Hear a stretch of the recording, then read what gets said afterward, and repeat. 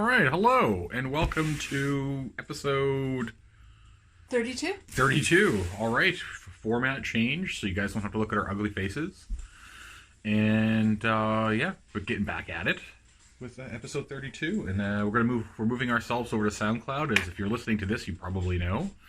And shout out to that one porn bot who is our friend so far. So go porn bot. Yes. Yeah. All right, so we got 3 today. Which 3 do we got? All right, I'm Vicky. Oh yeah, I guess we don't have the visual medium that we should probably introduce ourselves. All right, that's Vicky, and I'm Douglas. That's Douglas. That's Douglas. All right, so today's 3 albums are Tracy Chapman. It's her self-titled first album. Yep. Heart. The album is Magazine. Yep. And George Thorogood and the Destroyers. The album is Maverick. Alrighty then. All right, let's just dig right in. Yeah, let's just get going. Yeah, we don't have no visual tomfoolery to deal with, so let's No. let's get going. Okay. All right, Tracy Chapman is an American singer, songwriter, and a 4-time Grammy-winning artist. She's also a very politically and socially active musician, mostly in the area of human rights. This album is her highly successful debut album, released in 1988. The producer was Dave Kirschenbaum, an American record producer and entrepreneur who has over 75 international gold and platinum albums to his credit. He's worked with Duran Duran, Joe Jackson, Bryan Adams, Supertramp, Cat Stevens, Tori Amos, just to name a few. Interesting, he was looking for an artist because he wanted to do an acoustic album. And Tracy Chapman was having a hard time finding someone who would produce her. So, turns out it looks like it was a match made in heaven. Oh. All right, the track listing is Talking About a Revolution, Fast Car, Across the Lines, Baby Can I Hold You. Side 2 is Mountains O' Things, She's Got Her Ticket, Why, For My Lover, If Not Now, and For You. Definitely front-loaded again. Yeah, definitely. Just 2 weeks after this album was released, it sold over 1 million copies. In total, it has sold over 2 million since it was released worldwide, and it's one of the very first albums by a female artist to have more than 10 million copies sold worldwide. Yeah, That's quite a feat. I knew it was a bit of a groundbreaker, yeah. The Grammys that she won were for Best Female Pop Vocal Performance for the song Fast Cars, Best Contemporary Folk Album, and Best New Artist, which would have been 1988. Yeah, like I said, a little front-loaded for sure, but yeah, in terms of pop songs, folk, rock, pop, they're pretty good. She's a good vocalist. Yeah, I really, I owned this album myself when it first came out. No I doubt. loved the song Fast Car. Yeah. And It was a big hit. I listened to it quite a bit back in the day. Yeah, what's funny about this album, I could be totally wrong, we should ask my parents about it, and undoubtedly they'll have a fight about it, but but I'm pretty sure Mom got this for Dad. I think it's his dad's album. Oh, I find that really hard to believe. Oh, he looked at a couple songs on there, the top couple songs, he liked them. Like I said, we better talk to them, but I'm pretty sure it's my memory. My memory says my mom got it for my dad. It's funny. And it doesn't surprise me at all that would be the case. We should have them go through the record collection as we do these and give us a little bit of history on how they ended up in the collection. Yeah, definitely. We could do that once in a while. That would be kind of an interesting story. Because there's albums in there and I think, what the heck did you even buy this for? Well, I'm sorry, and then that's Dad's thing, because like The Simpsons did this fucking perfectly. There's a joke in there, I don't think we've gotten to it in our seasons, where Homer goes to the vinyl collection that they got in their place. He's like naming all these like Jim Neighbors and like all these weird songs, and then he's like, and then the Your Collection, it's awful. Like it's just like naming all these terrible albums. So anyways, it just reminds me of my parents so much because that would be Dad. Dad's got the weird fucking collection of just like, oh my god, the Doodletown Band or whatever it's called, and like shit like that. And you know, there's a Simpsons joke. I'm doing a terrible job of explaining it, but for those who are out there who know, that's my parents. Yeah, there's definitely been a lot of and here's your vinyl. It's terrible. yeah, there's been a lot of weird albums in this collection. Yeah, and it's gonna even get it's weirder. Like we really no, we've only finished one cubby so far. One and a bit, 1 and a quarter maybe. Yeah, not even. Okay, but, yeah. Sorry, were we on to me? We're on to you. Okay, so it's an original run. It's in actually. I'm just going to jump right ahead here before I even do the rest of it. I'm kind of surprised sometimes that these are in great condition. Now, remind you, people listening, we didn't listen to this specific vinyl because we still don't have the turntable set up. We listened to it on Spotify, so of course it sounds great. But I think the Spotify version it isn't a remastered, so I think it actually sounds pretty close to the album. And on top of that. Without those sweet little hops and without the I don't think this album would have that. The only spot it looks like it's in too good shape. The only spot on it is just a little bit of a ring on the top, but other than that, it's in really good condition. So Tracy Chapman, Elektra, stock number, whatever, UPC number, whatever, catalog number. We'll go with that catalog number, a 9607741. Canada, 1988, as we talked about, its original condition. Yeah, it's good to very good all the way around, including the vinyl. Like I would honestly, you'd look at it, the vinyl looks like new. So it's not one that they drag to parties for everyone to No, that's not a pun. Besides, like the other thing too, I mean, you laugh at that, but first of all, no. Second of all, you don't do that. First of all, no. Second of all, there's only the only two songs you're listening to at the very front, so why wouldn't the vinyl be in great condition? The first two songs, and then bloop, that thing's coming off the turntable, so it really gives a rat's ass. I don't know, I think there's other good songs on there. It's pretty middling compared to those first two songs. But yeah, Fast Cars definitely. Okay, hold on a sec. Before I get into this further, then what do you think? So other than Fast Car and... Talking about a Revolution. Talking about Revolution. So talking about Revolution, Fast Car. So other than those two, what other songs on there? Oh, well, I kind of enjoy them all for different reasons. Yeah. Okay. I didn't think there was anything that came close to being as strong, but...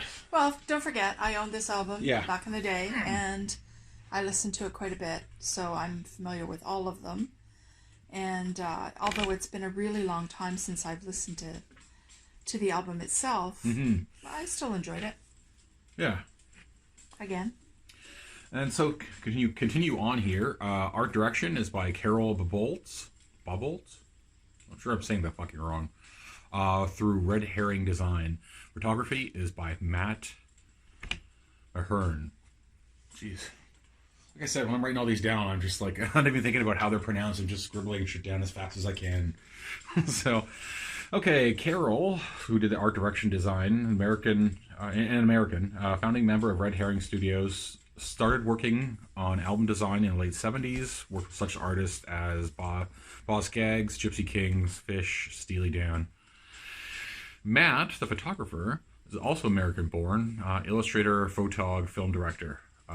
Illustrations appear in such publications such as Time, Newsweek, Mother Jones, Rolling Stone, Esquire, Forbes. So all the big ones. Yeah, has a reputation of photographing himself and manipulating his own likeness, which I thought he had... I'll continue on. He worked on U2, Tom Waits, Ozzy, Metallica, Soundgarden. Oh, wow.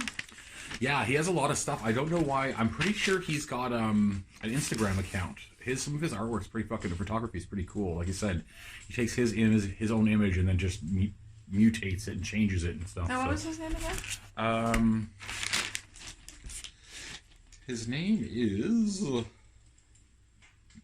Matt Mahern. So, you ready there yet? Mahearn? Mahurin. Yeah, he does have some pretty interesting artwork there. if I've got the right guy. Let's see, just quickly. Cool. I got to do some editing here of this episode already. Yeah, it's him. Okay. Cool. So, any wrap-up thoughts? Rating? I know that what we still have to do is... I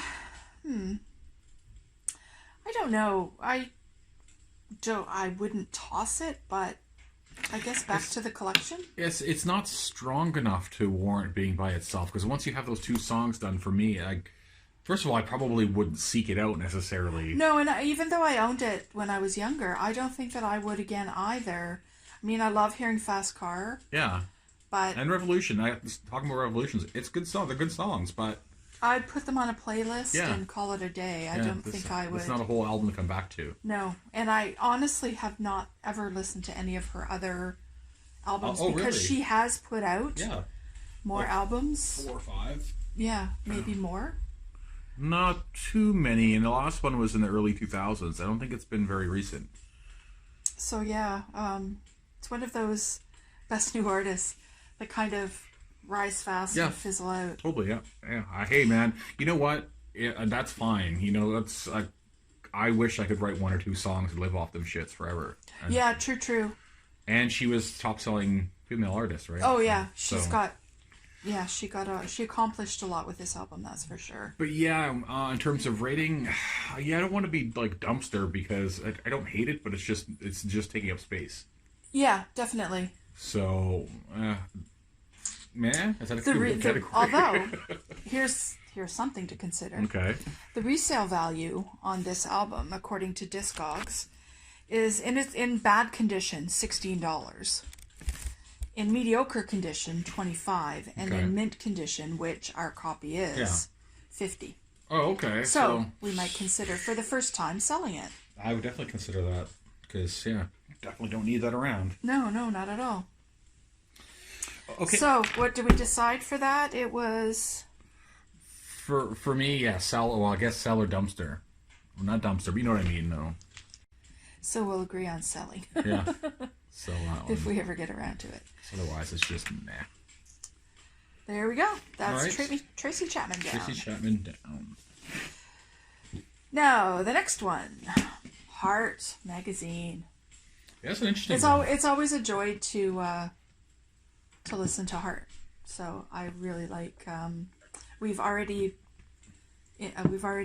reviewed one of their albums. And I know there's a couple more coming up. I mean, I know for sure Dreamboat Annie's in there, and I know that what's the one after this? It's Dreamboat Annie, and there's another one in there. And that won't hurt my feelings. No, but this is a weird one. This is a bit of a weird one. Go ahead. Okay, Heart. Even though we've reviewed them prior, I'll give you a little bit of rundown who they are. Heart is an American rock band formed in 1970 in Seattle. Since 1973, the vocalists for the band have been sisters Ann and Nancy Wilson. Heart first found success when its members moved to Canada, in part to avoid the draft, then later in the US, and then they went worldwide. Heart rose to fame in the mid-70s with music influenced by hard rock and heavy metal, as well as folk music. Heart to date has sold over 35 million albums worldwide. Magazine is their 3rd studio album, released in 1977. And interestingly enough, it was released in unfinished form without the band's permission. Yeah, the original by the original label. record company label. A second authorized version of the album was released in 1978, and the album has been certified platinum in both the US and Canada. And it was recorded in Vancouver. Yes, most of it. Yeah. Other than the a couple live songs, it was in the studio here. So another claim to fame. Producer Mike Flicker, an American producer critically acclaimed for his work with Heart, as well as Poco, Trooper, Al Stewart, to name a few. Mm-hmm. The track listing on this album is side 1 is Heartless, Devil Delight, Just the Wine, and Without You. Side 2 is Magazine, Her Song, Mother Earth Blues, I've Got the Music in Me. Yeah, it was... Is that a cover? Yes. Yeah, it is. Yeah, I'm pretty sure the last 2 were covers, actually. So there's two songs that are pretty recognizable right off the bat, and that's Heartless and Magazine. Yeah, for sure. Yeah, and I'm just gonna look at my notes here.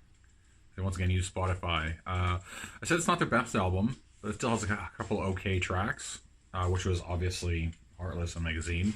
I said it. This is before I knew about the history of the album. I said it feels like a loose ends album, which it kind of was to some degree. So yeah, but it says sounds good mix wise. Once again, this wasn't we listened to it on Spotify, but it wasn't a remaster, so it retained really that vinyl sound field. Do we have that album that was released in '77 by the old record, the other record company? No. Most of them were destroyed. Oh, okay. Yeah, it barely, like, if you got a copy of that, you're probably rich.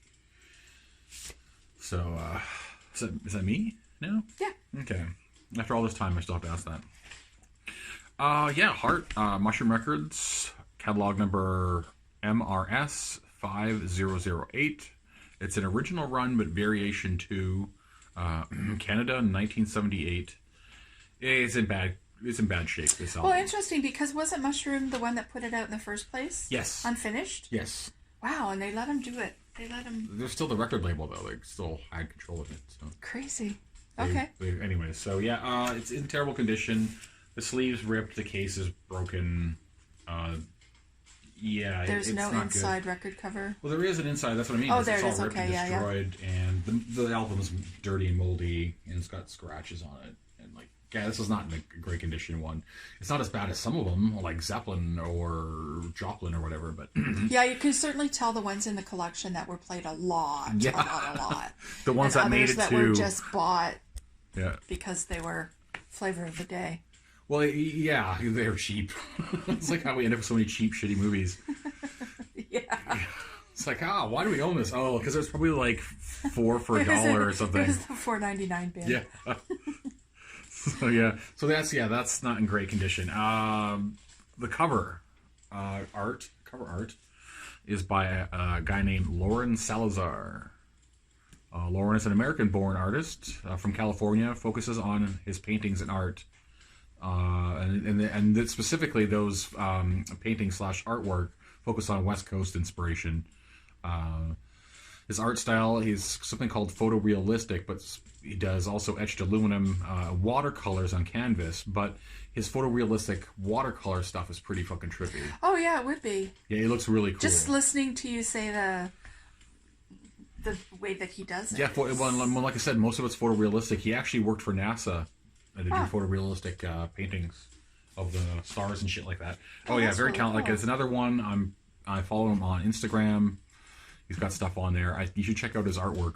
Yeah, I will. And it's probably just LaurenSalazar.com. LORENSALAZ or Z, depending where you are from. AR. So he also worked on, LaurenSalazar.com. Right there. Okay, so besides the Heart, Doucette, Blue Oyster Cult, Striker, just a couple of the bands that he's worked with. So my notes are, didn't listen to the vinyl, used Spotify, of course, and like I said, yeah, good mix, blah, blah, blah. It's really interesting when you look for these people on Instagram.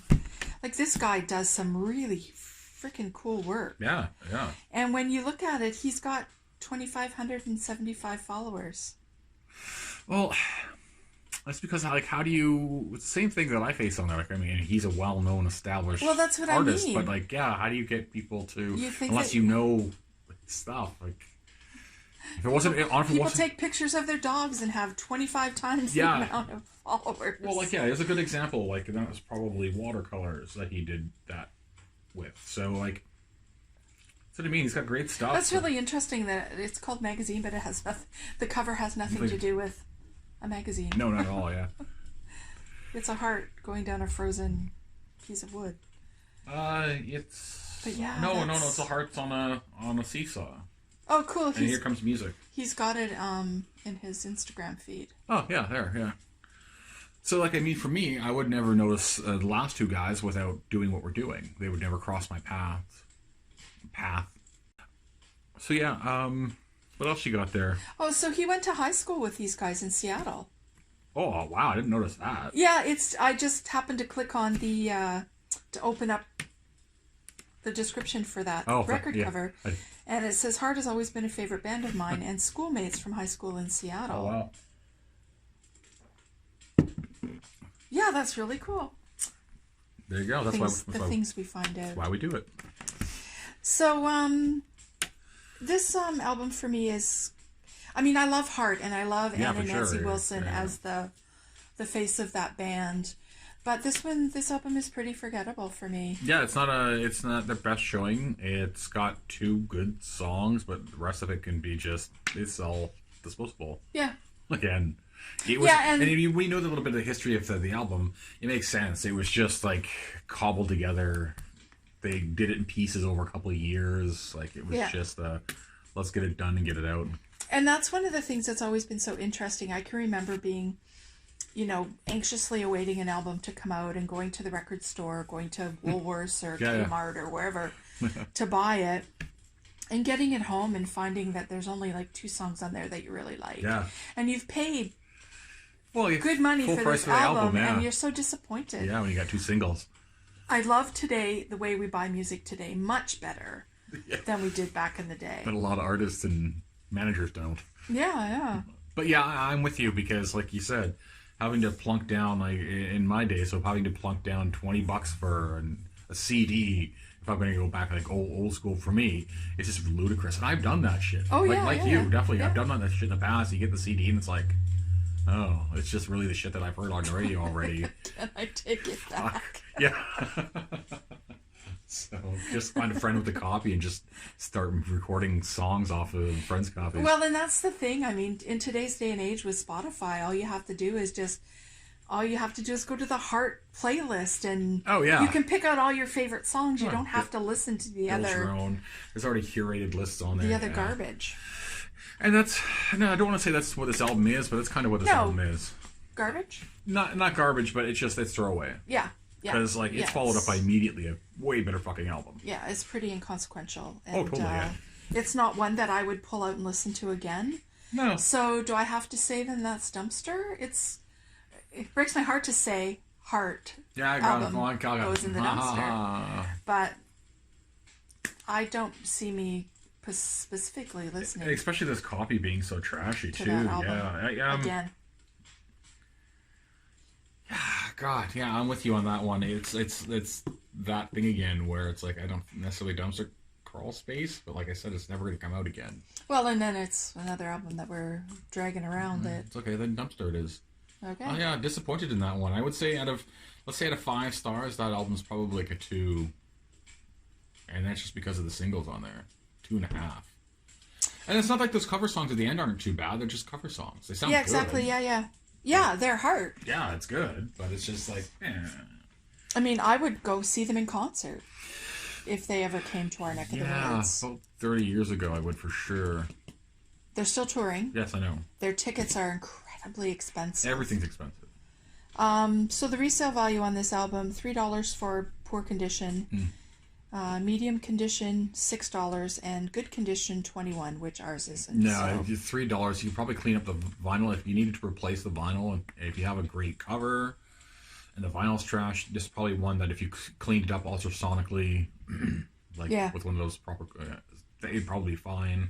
But yeah, the cover's it's trashed. Yeah, it's fucking garbage.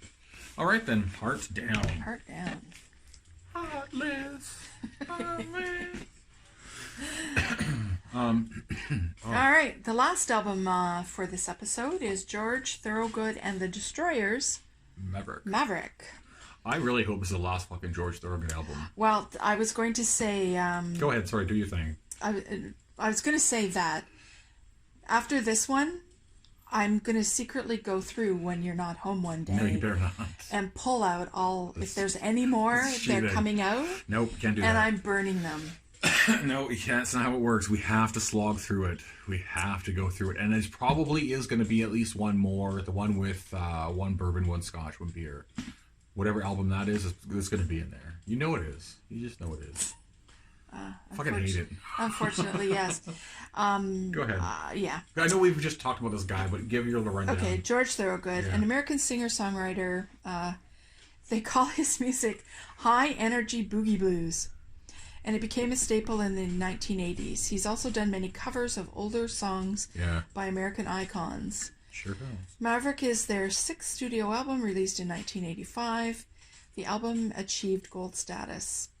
The producer was Terry Manning, who is an enigma on his own. He's produced 12 other albums for George Thorogood and the Destroyers, and he's also worked with Led Zeppelin, Iron Maiden, ZZ Top, Tragically Hip, Johnny Winter, Joe Cocker, and the list just goes on and on and on. He's an American singer-songwriter, composer, record producer, photographer, audio engineer, and visual artist. He also plays many instruments.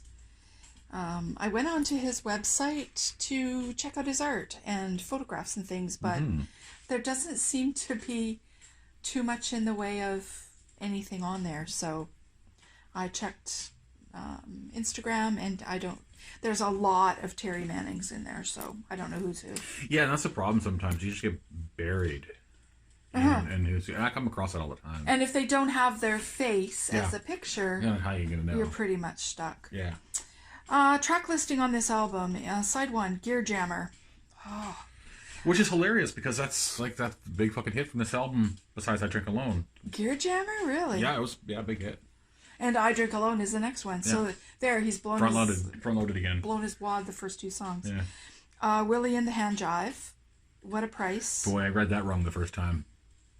Yeah, Willie. No doubt. Willie and the Hand Jobs. Sorry, continue.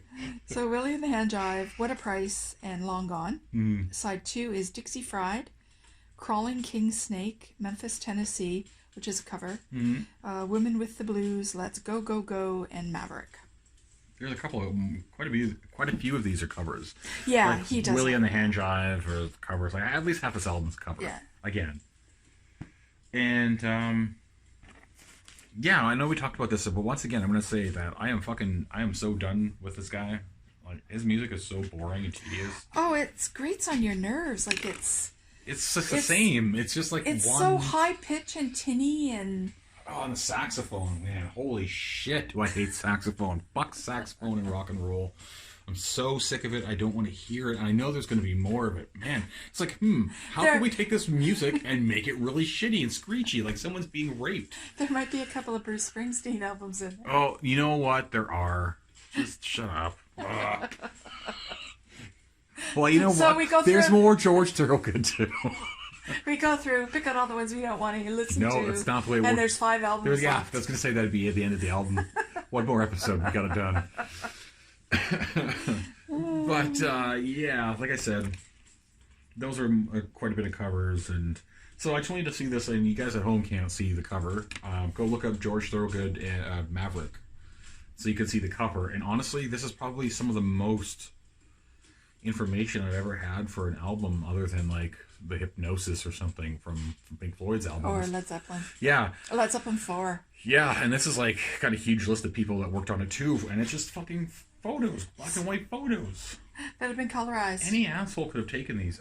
Anyways, okay. Pisses me off. It's like filter. Put a filter on it. Hey, give me money for the album. So, anyways, we'll start. Okay, art director is Henry Marquez.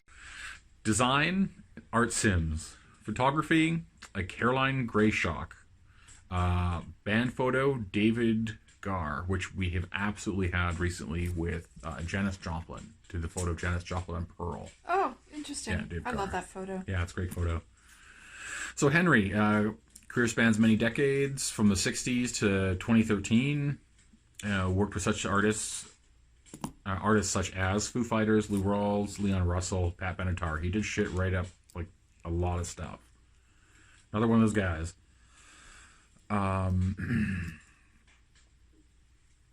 So Art Sims, he's an American graphic designer and art director. Besides, his big thing was he created posters for film. Also created album covers for George Thorogood, Little River Band, which is the Little River Band album we actually have done already. So we have covered Art Sims at least one time, and I know it's more than that. And Average White Band. But his, like, I didn't write down the movie stuff, but he's done movie stuff that most people would know and recognize.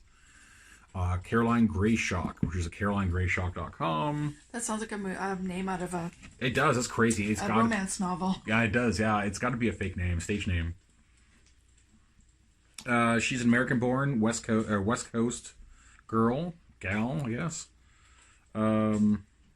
Worked with such artists such as New Kids on the Block, Rick James, Billy Idol, Fear Factory. She's done a lot of photography of every band and genre you could imagine. Huh.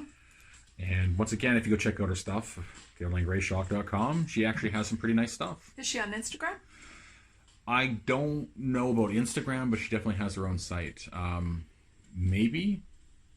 Okay. So, and of course, we talked about David already. I have him down as a good friend of the show. Billy, he worked with Billy Joel, Kansas, Joplin, Elvis Costello, blah, blah. Tons and tons and tons.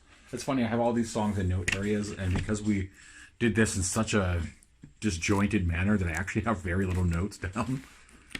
Because of people listening at home, we kind of did this in like spurts and stops and fits, and like did the first 2 albums and then stopped and then listened to one and didn't make any notes, and then you just finished it up before we started. Yeah. So yeah, we've been really focusing on trying to find a way to move everything over to just an audio podcast rather than a visual YouTube video. Oh yeah, and holy shit, I just realized that I kind of skipped some of my stuff too. Man, discombobulated here. Okay, yeah. Maverick, George Thorogood and Destroyers, EMI, a catalog, ST17145. It's an original run, Canada 85. Cover isn't good. Sleeve is plain paper, which isn't good, and vinyl is good, clean, no scratches. So, obviously, we weren't the only ones who hated this album because it's in great condition. Well, and the funny part is the resale values, according to Discogs, are $1, $5, $8. It would probably cost us more to ship it somewhere than to sell it. Oh my god, yeah. So, I know what I'm doing with this one. This one can go in the dumpster, too. Dumpster and burn it with fire. Yeah. No purchase. Yeah, I'm with you. Yeah, get rid of it somehow. It's garbage. I once again cannot stress how much I fucking hate George Thorogood. And which is weird because I didn't necessarily see I even had burn it written down there. I don't think I was done listening to the album. No, probably not. I tried to talk you out of... Like I said, I could definitely have gotten drunk and listened to, one bourbon, one scotch, one beer, or a bar or something. There's a setting for some of this stuff. Yeah, and it's not my living room. No, my God, it's so tedious in the living room. No. And I actually find some of his songs really sad because it's just about, honestly, I just don't know why he doesn't kill himself. Because it's all about drinking by himself and everything sucks, and it's like emo music, except it's all blues rock. And doing the hand jive. And hand jiving, yeah. I don't know. Like I said, if you're the 80s in a bar, you're probably listening to stuff, it's fine, but this is not the context. And definitely. And a whole album of it? No. Definitely. And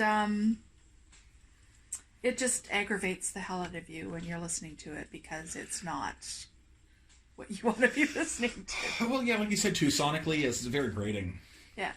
It's just like guitar and sax is screechy, and it doesn't have a lot of low end. Yeah. Yeah. He's definitely made himself a niche.